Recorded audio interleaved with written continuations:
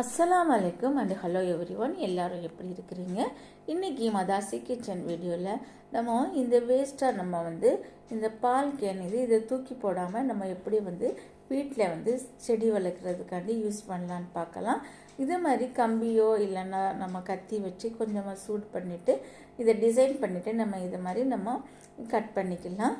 Cut பண்ணிக்கிட்டு இதுக்கு நம்ம சின்ன சின்ன ஹோல்ஸ் நம்ம கீழே இந்த சைட்லலாம் போட்டுக்கலாம்.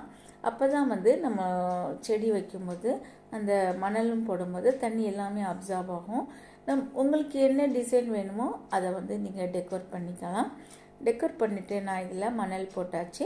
மணல் போட்டுட்டு நம்ம செடி வச்சுக்கிட்டு வீட்டுக்குள்ளே கூட வச்சுக்கலாம், வெளியிலையும் வைக்கலாம். ரொம்ப அழகாக இருக்கும்.